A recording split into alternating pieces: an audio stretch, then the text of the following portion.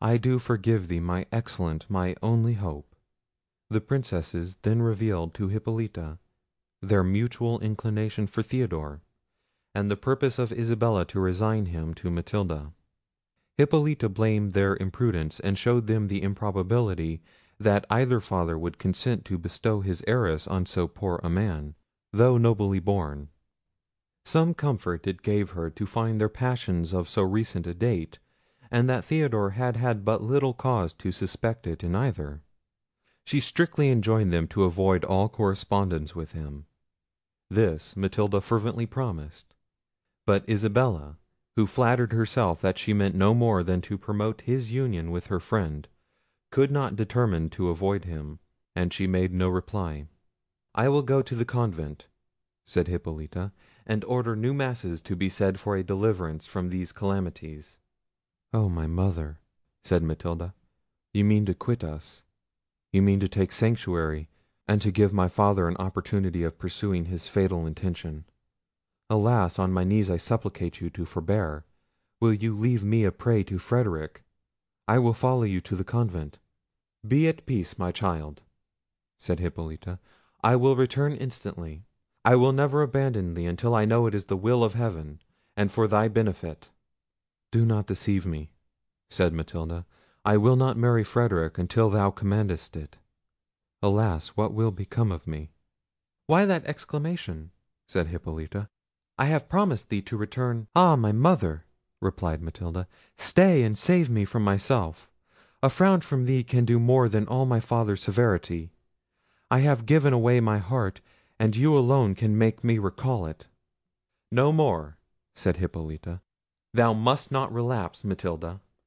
"I can quit Theodore," said she; "but must I wed another? Let me attend thee to the altar, and shut myself from the world for ever." "Thy fate depends on thy father," said Hippolita. "I have ill bestowed my tenderness, if it has taught thee to revere aught beyond him. Adieu, my child, I go to pray for thee." Hippolita's real purpose was to demand of Jerome whether in conscience she might not consent to the divorce. She had oft urged Manfred to resign the principality, which the delicacy of her conscience rendered an hourly burden to her. These scruples concurred to make the separation from her husband appear less dreadful to her than it would have seemed in any other situation.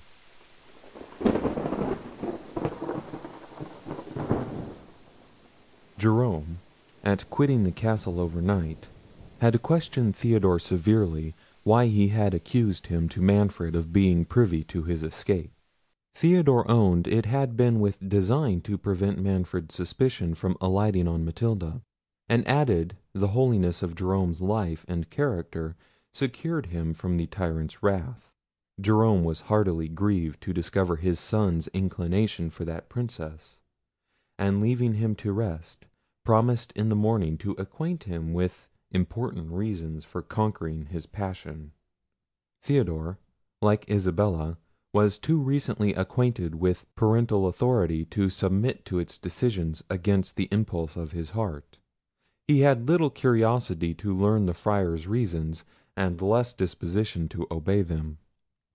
The lovely Matilda had made stronger impressions on him than filial affection. All night he pleased himself with visions of love, and it was not till late after the morning office that he recollected the Friar's commands to attend him at Alfonso's tomb. "Young man," said Jerome when he saw him, "this tardiness does not please me. Have a father's commands already so little weight?" Theodore made awkward excuses, and attributed his delay to having overslept himself. "And on whom were thy dreams employed?" said the Friar sternly. His son blushed. "Come, come," resumed the Friar, "inconsiderate youth, this must not be. Eradicate this guilty passion from thy breast." "Guilty passion!" cried Theodore. "Can guilt dwell with innocent beauty and virtuous modesty?" "It is sinful," replied the Friar, "to cherish those whom heaven has doomed to destruction. A tyrant's race must be swept from the earth to the third and fourth generation." "Will heaven visit the innocent for the crimes of the guilty?" said Theodore. "The fair Matilda has virtues enough—" "To undo thee," interrupted Jerome. Hast thou so soon forgotten that twice the savage Manfred has pronounced thy sentence?" "Nor have I forgotten, sir," said Theodore, "that the charity of his daughter delivered me from his power. I can forget injuries, but never benefits." "The injuries thou hast received from Manfred's race," said the Friar, "are beyond what thou canst conceive. Reply not, but view this holy image. Beneath this marble monument rests the ashes of the good Alfonso, a prince adorned with every virtue, the father of his people, the delight of mankind. Kneel, headstrong boy, and list, while a father unfolds a tale of horror that will expel every sentiment from thy soul, but sensations of sacred vengeance. Alfonso, much injured prince, let thy unsatisfied shade sit awful on the troubled air, while these trembling lips—ha! who comes there?" "The most wretched of women," said Hippolita, entering the choir. "Good Father, art thou at leisure? But why this kneeling youth? What means the horror imprinted on each countenance? Why at this venerable tomb? Alas! hast thou seen aught?" "We were pouring forth our orisons to heaven," replied the Friar with some confusion, "to put an end to the woes of this deplorable province. Join with us, Lady. Thy spotless soul may obtain an exemption from the judgments which the portents of these days but too speakingly denounce against thy house." "I pray fervently to heaven to divert them," said the pious Princess. "Thou knowest it has been the occupation of my life to wrest a blessing for my lord and my harmless children. One, alas, is taken from me. Would heaven but hear me for my poor Matilda! Father, intercede for her." "Every heart will bless her," cried Theodore with rapture.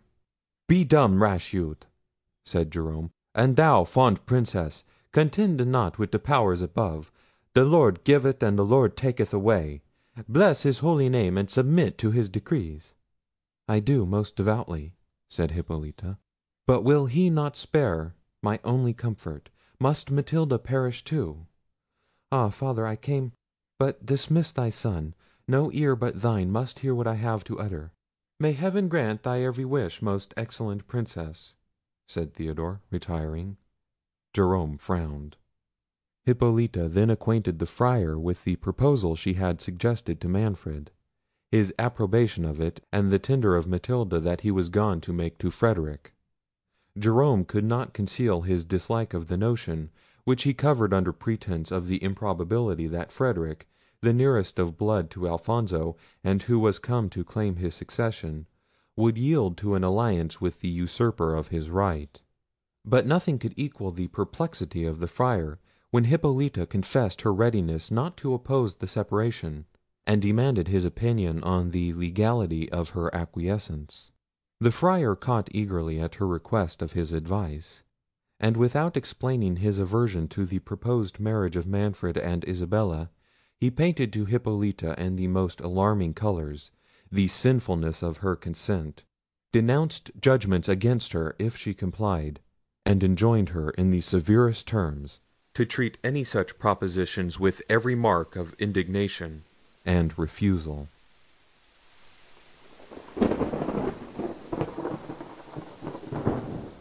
Manfred, in the meantime, had broken his purpose to Frederic, and proposed the double marriage. That weak Prince, who had been struck with the charms of Matilda, listened but too eagerly to the offer. He forgot his enmity to Manfred, whom he saw but little hope of dispossessing by force, and flattering himself that no issue might succeed from the union of his daughter with the tyrant, he looked upon his own succession to the principality as facilitated by wedding Matilda. He made faint opposition to the proposal, affecting, for form only, not to acquiesce unless Hippolita should consent to the divorce. Manfred took that upon himself. Transported with his success, and impatient to see himself in a situation to expect sons, he hastened to his wife's apartment, determined to extort her compliance. He learned with indignation that she was absent at the convent. His guilt suggested to him that she had probably been informed by Isabella of his purpose. He doubted whether her retirement to the convent did not import an intention of remaining there, until she could raise obstacles to their divorce; and the suspicions he had already entertained of Jerome made him